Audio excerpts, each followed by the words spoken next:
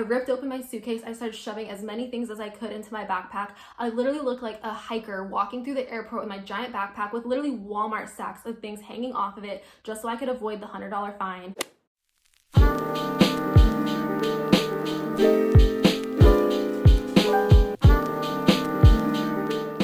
Hi, my name is Olivia. Thank you so much for clicking on this video. Today, I'm going to be explaining how I moved across the country with no car, on a tight budget, and I did it sustainably. This is something that I think everybody can do when moving, especially if you're moving out of college. Take those extra steps to reduce the amount of things that you're just throwing away because it's so wasteful and it could be going to somebody else who could use it. For reference, I was moving from Berkeley, California to Washington, D.C., and I traveled via airplane. I had 2 larger suitcases, 1 duffel bag, and then my purse. I took one of the suitcases as a carry-on, checked the duffel bag, checked the bigger suitcase, brought on my purse on the airplane, and then I shipped 6 large priority boxes in the mail to arrive once I got there. So, in sum, I packed all of my belongings into 3 suitcases and 6 tiny boxes. I will insert a picture here of what a large priority box looks like. It's not very large in my opinion. When I saw it, I was like, oh, this is the large. Like, I'm gonna need a lot of these. I divided my stuff into 4 different piles. First, I had things that absolutely, no matter what, my valuables, the stuff that was coming with me. You know, this was sentimental items that I had brought, sentimental items that I had gained while I was at college, a lot of my clothes, a couple of notebooks, you know, the things that I would take with me no matter where I went, you know, my laptop, my makeup, those things. First, put all of that stuff into a pile, just the non-negotiables. Next, make a pile of the stuff that you would like to bring. Maybe it's something that's a little bit bigger that is somewhat replaceable, maybe somewhat not, but you don't know if it's gonna be able to fit in your suitcase, or something really heavy because if you're flying by plane, there are weight limits on your suitcases. So I will talk more about that when I get to the section about packing your suitcases and flying, but consider the weight of something. Also consider whether or not it's easily replaceable. So if it's something that you can just buy another one of in the place that you're moving to, I would definitely recommend trying to sell it or get rid of it or donate it. And again, this is difficult because you want to be sustainable, like you want to take everything with you. My third pile is stuff that I would like to sell or donate. This is stuff that's in good condition, something that you think somebody else would use, things that you would feel bad about throwing away. Fourth is things that you just simply have to throw away. There's just some things that shouldn't be sold that you have, like expired makeup, old makeup, you know, if it's bedding that you've used multiple times, it has a bunch of stains in it, or like half-used bathroom items, you know, a shower curtain, you know, things like that can just be thrown away because there's nobody else that's gonna wanna take it or use it. And I tried as hard as I could to sell or donate or get rid of most things, but definitely recognize when something is at the end of its lifetime, time to throw it away. Once I've done that and I'm selling as much stuff as I can and I start packing, I go to my second pile of things that I would like to keep, but I'm not sure if I can fit them, and I start parsing through whether or not I'm gonna be able to take them or not. A piece of advice for those items that are hard to let go, that have sentimental value to you, that you don't want to sell, you don't want to donate, you don't want to throw away, but there's just no way for you to take them, is to give them to a friend and to gift it to somebody else. This still makes it feel like it's special, you know, it's in good hands, you know that person will also value it. And so I did this with a couple of items that were a little bit harder for me to let go of. Sell or donate as much of your stuff as possible. When I was moving, it was during the beginning of the pandemic and all the Goodwills and all the donation stores were closed. So this made it that much more difficult for me to get rid of my stuff in a sustainable manner because I could either throw it away, I could try and sell it, or I could just give it away to people. So my options were pretty limited, and it would have definitely been easier for me to just take all my stuff and put it in a dumpster and call it a day, but that was just so wasteful, and like the stuff that I had was good, like my belongings weren't trash, and I thought it would be silly for me to just toss it all away. So what I did about 2 to 3 weeks before I actually had my moving date set, I started to sell all of my stuff on Facebook Marketplace. In Berkeley, where I was moving from, the Facebook Marketplace scene was poppin'. Like, there was a Facebook free and for sale that a lot of college students used. There were university selling pages for, you know, for housing, for furniture, for textbooks.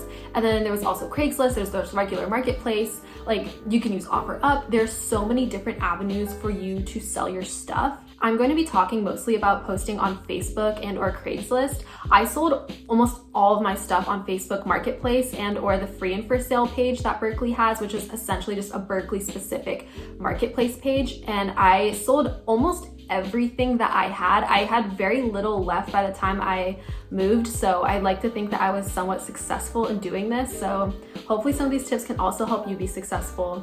First of all, I posted 2 to 3 weeks before I was actually planning on moving, because you're not going to be able to sell all of your stuff in 1 to 2 days.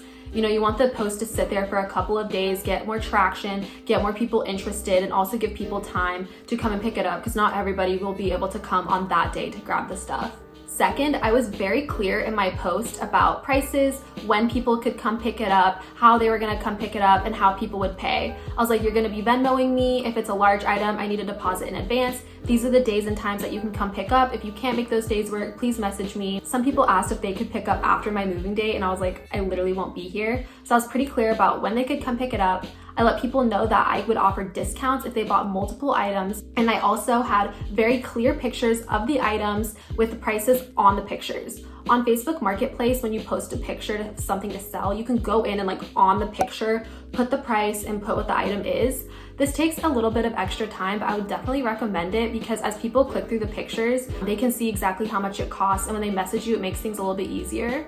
I noticed when I don't put the actual price and the item on the picture, people will just message me like, how much is this? Is this still available? Versus when I put it on the picture, it's a lot easier for people to see directly what it is.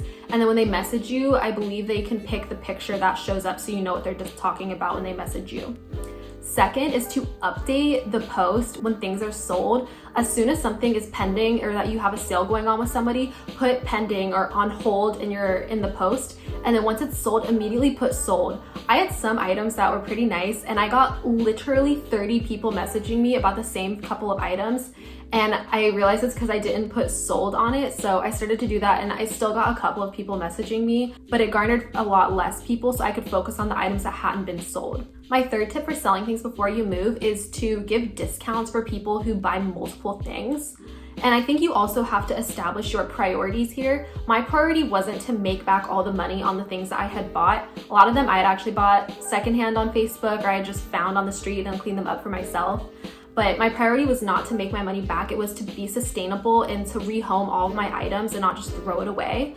And so given that, it made sense to discount the people that would take multiple things. So I prioritized those people and tried to sell to them. What I also did was when people showed up to take something, I offered them to come up and look at the other stuff that I had. So even if they just came for like a plate that I was selling, or, you know, like the comforter that I sold, I'd be like, oh, you know, I had a ton of other items, you know, since you're here, if you want, you can come look, and you can just grab some things, like you don't even have to pay.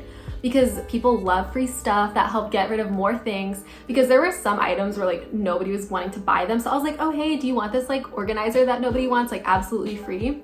And so doing that, you can help get rid of more of your stuff, especially if your priority is simply to be sustainable and get rid of things and not make a humongous profit. Another great tip is to try and sell to the people that are moving into your apartment next. I did this and it was great, because then I didn't have to worry about moving the furniture out or trying to have somebody come and help me because the furniture was big. With my apartment and my landlord, they were totally okay with that. That's what the previous tenants did for us, so I knew it was okay. I still asked for approval just in case. Always ask your landlords for approval, never assume anything.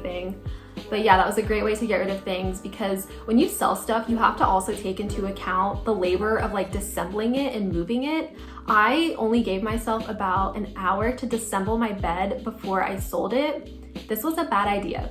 Please give yourself at least like 2 hours to disassemble something. It might not take those full 2 hours, but you don't want to be rushed and stressed out like I was. Please, for yourself, budget enough time to disassemble your things, and consider how much labor it's going to take to move those items. Like this bed, thank God the girl who picked it up brought several friends to help her move it out, because there was no way that I was going to be able to move this entire thing by myself. If I had, it probably would have taken me at least an hour just to move the items like from my room down outside. When you're moving, you don't have that time to waste, and if you're by yourself, that's difficult. It's not fun. Don't recommend that. Consider the labor of moving your items and selling to the next tenants because it's super easy and it's also sustainable.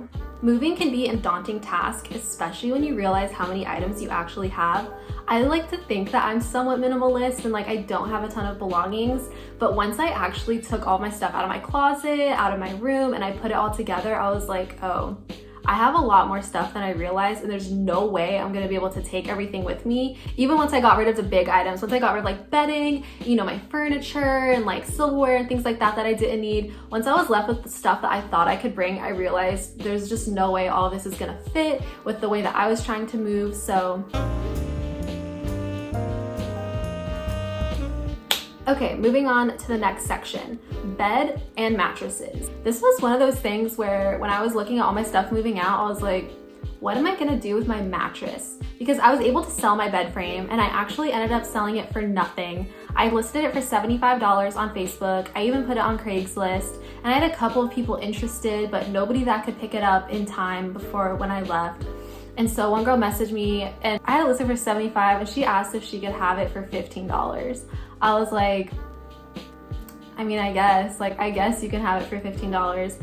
And she wanted me to go and deliver it to her. And I was like, I'm so sorry. I simply cannot deliver it. I don't have a car. I'm by myself. And so I said I would give it to her for free if she could at least just come and pick it up. She said yes. And she also agreed to take my mattress. I would not recommend selling a mattress that didn't have a protective cover on it. That just seems a little nasty. Like, that doesn't seem very healthy. That doesn't seem clean, especially with the pandemic. So if your bed doesn't have a waterproof protective cover, I would not recommend selling it. I would try and find a place in your area where you can go drop it off, that they take used mattresses for them to recycle or get rid of, dispose of properly. Please do not dump your mattress in the street. This is so bad for the environment. It's bad for the community. It creates unwanted waste. Please don't dump your mattress in the street. At least try and put it in a dumpster. If not, please try and sell it. And if it's available to you, drop it off at a place that takes used mattresses. Also, when you buy a mattress, buy the protective cover so that way in the event of you moving out and you don't use that mattress anymore, you have the opportunity to sell it knowing that you're selling a somewhat clean bed to someone and not giving them your nasty used bed. To preface this, when I moved, it was during July of the pandemic and the Goodwills and the donation stores in Berkeley were closed. While Goodwill being closed at first seemed like a big obstacle to me moving out sustainably, it actually allowed me to put more items on Facebook that I just gave away to people that I know are gonna be happy with those items, like they specifically wanted them. So it's not just sitting in a store, it's not being evaluated by somebody at Goodwill that's gonna just throw it away anyways. So I would recommend, if you have stuff that's nice enough to sell, to at least try and sell it or give it away for free on Facebook or Craigslist or some other outlet for selling things, rather than just automatically donating it, especially if it's a smaller item that would probably be thrown in the trash anyways. Or if you can, donate to smaller charities, donate to food banks, donate to women's shelters, especially if you have unused feminine hygiene products. Women's shelters are always looking for these items. So consider donating to smaller places, selling your stuff, and then last chance, or if it's even open, donate it to Goodwill. Something else that I did because Goodwill was closed was I went down to the local homeless encampment that was close to my apartment, and I asked them, I was like, do you guys need some of these items? You know, this is what I have. I'm either gonna throw it away or give it to y'all because I've tried to sell it and nobody else wants it. If you do this, actually go and ask and see if they need it, because what are they gonna do if you drop off a bag of stuff that they don't need? It's gonna end up in the trash anyways, and it would have been better just throwing it away in the first place. The main items that they wanted that I had were shoes, bedding, and food that I had that was totally unopened. If you do this, please treat those people with kindness. So as I mentioned earlier, I fit all of my stuff into 2 suitcases, 1 duffel bag, my purse, and then 6 large priority boxes. And I'll put a picture again here of what the priority box looks like. They're not very big, so if you think that you're gonna get these giant moving boxes like you see in commercials, no, these boxes are very small, because I think it would cost probably like over $100 to ship a large box like that. I'm not for sure. I can imagine, because the priority boxes are $18. So at first, I did not think that I was going to be able to fit all of my stuff into those few suitcases and boxes that I had. Like, looking at my stuff, I was like, I do not know how this is gonna happen. I was making Marie Kondo proud. I was getting rid of as much stuff as I could, and I was also packing my suitcases with as much stuff as possible. Like inside of my shoes, I was putting stuff. Inside of anything that had a crevice, I was shoving more clothes in. I was packaging all of the things that were a little more delicate with clothes that I had. Like, you gotta make sure you are filling every nook and cranny with things that you have. You do not wanna have any extra space. When moving, I would also have a suitcase or a bag that contains all of your essential items that you would need to just exist for a couple of days. And then also the most valuable items that you have that you would be devastated if you had lost. This is just in case one of your boxes goes missing in the mail, if one of your suitcases gets thrown around and damaged when you check it, or if that luggage gets lost. Thankfully, all of my items made it there, but I'm still really glad that I had the things that are most near and dear to my heart in a carry-on bag, so I knew it was safe above me when I was flying. This is a warning for my girls that have a lot of stuff that do shove your suitcases full. The airlines will charge you if your bag is over a certain weight. For American Airlines, I believe it's 50 or 60 pounds is the first limit, and then the next limit is, I think, 75 or 80 pounds. I think it's 50 to 70. I'm not quite sure. I'll look it up and put it on the screen if that's not accurate. Hi, to be exact, the weight limit is 50 pounds. Unless you're business or first class, then it's 70 pounds. So consider first class if you know your bags will be over 50, because normally it would be a $100 fee. However, if you go over the 70 pounds, regardless of your ticket, it's a $200 fee. So my suitcases were over the second weight limit. When you go over that second weight limit, it's like a $200 fine. I was shook when I was at the airport and they told me that. When I flew, I actually flew first class, and that wasn't just because I was trying to be bougie, but when you fly first class, at least with American, you got 2 free checked bags, which for me was really useful because I knew I was gonna check bags anyway, and they were probably gonna be overweight and I was gonna have to pay an overweight fee. So I went ahead and just bought the ticket because doing a little cost benefit analysis, it seemed like it would be cheaper to just buy the first class ticket and then have the 2 checked bags for free. Weigh your suitcases before you go to the airport. Don't be caught off guard like I was. I tried to weigh my suitcases, but I would definitely go a couple of pounds. Like if the weight limit is 70, maybe pack to like 68 pounds, because you never know. Like you want to have a little bit of wiggle room, because my suitcase came in right at 70, and then I reorganized it because some things weren't fitting in my other suitcase and swapped them out. It added a couple more pounds and my bag was to 76 pounds. I was at the airport and I was checking my bags and they were stuffed full. There was no way I was going to be able to shove anything else into my bags. And she said, "That's gonna be a $200 fine. It's 6 pounds over. Do you wanna try and reorganize your suitcase?" I'm very grateful that this woman at least gave me the opportunity to try and take out that stuff, which I have done before. They asked me if I wanted to try and make my suitcase less to avoid the baggage fee. I ripped open my suitcase. I started shoving as many things as I could into my backpack. I literally looked like a hiker walking through the airport with my giant backpack with literally Walmart sacks of things hanging off of it just so I could avoid the $100 fine. But in this situation, I just ended up paying the $200 fine. I was exhausted. There was no way I was gonna be able to remove those 6 pounds because my other suitcases, my other bags were already stuffed full as well. So please consider the weight limits on your bags. Pack maybe the heavy things in your priority boxes if you're gonna ship stuff, because those suitcases, the pounds will add up quickly. Even suitcases that are just clothes, like the weight will add up. Like you will hit that weight limit if you put more heavy items in there. Like, just please take my warning, weigh your stuff, make sure you're not hitting those weight limits. And if you know if you're going to, at least budget to know that you're gonna have to pay those fines.